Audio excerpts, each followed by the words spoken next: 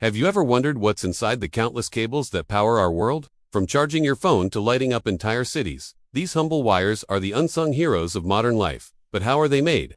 Today, we're going on an exclusive journey deep inside a state-of-the-art factory to unravel the secrets behind the production of billions of feet of electrical wire. Get ready to be amazed, because the process is far more complex and fascinating than you might imagine. It all starts with the heart of any good wire, copper. We begin with massive copper rods, each about the thickness of your thumb. These aren't your everyday copper pipes.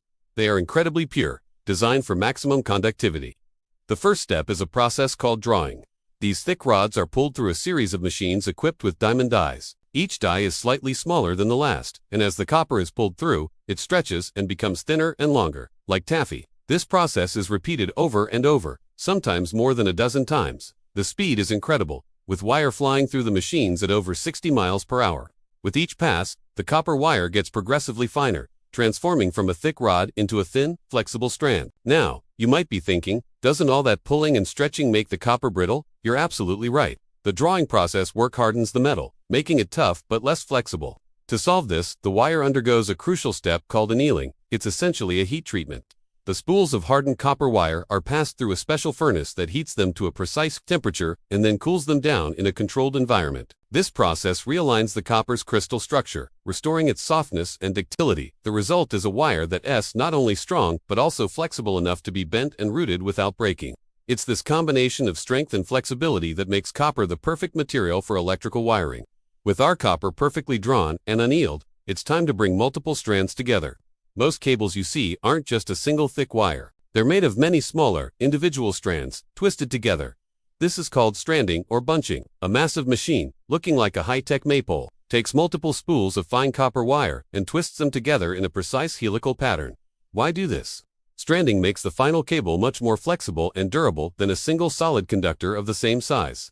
Think about it, a thick solid wire would be stiff and prone to breaking if bent repeatedly, but a stranded cable can be bent and flexed thousands of times without damage, making it perfect for everything from headphone cables to industrial power lines. The next stage is one of the most critical for safety: insulation. The bare, stranded copper is now a perfect conductor, but without a protective layer, it would be incredibly dangerous. This is where the extrusion line comes in. The stranded copper wire is fed into an extruder, which is essentially a giant, very hot screw. Pellets of plastic, usually PVC or a similar polymer, are melted down inside the extruder. As the wire passes through a special die, this molten plastic is forced around it, forming a seamless, uniform coating.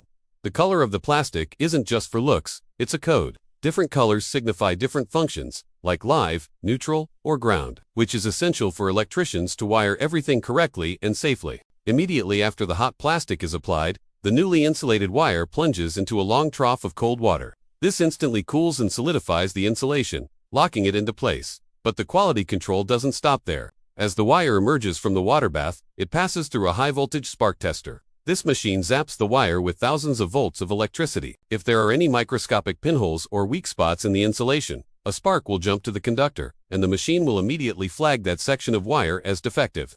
It's a non-stop, 100% inspection process that ensures every inch of wire leaving the factory is perfectly insulated and safe for use.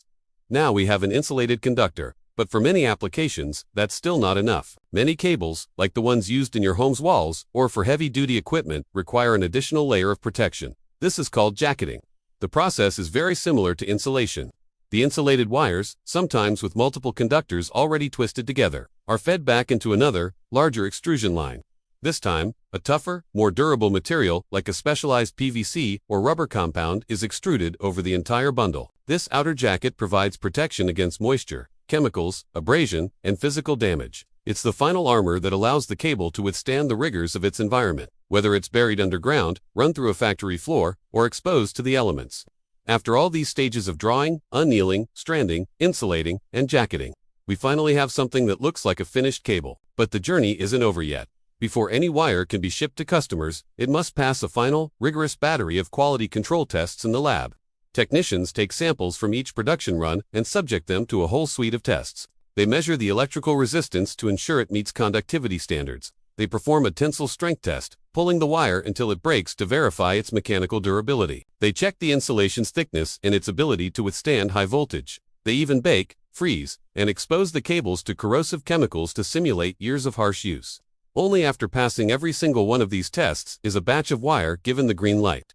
Finally, the approved cable is ready for the last step: coiling and packaging. Automated machines wind a long, continuous cable onto spools of various sizes. From small rolls you might buy at a hardware store to giant wooden drums weighing several tons, destined for major construction projects. Each spool is precisely measured, cut, and then labeled with all the critical information: wire gauge, type, length, and certification marks. These spools are then shrink-wrapped and palletized, ready to be shipped out. From this factory, these wires will travel across the country and around the world, becoming the vital arteries of our electrical grid, communication networks, and the countless devices we rely on every single day.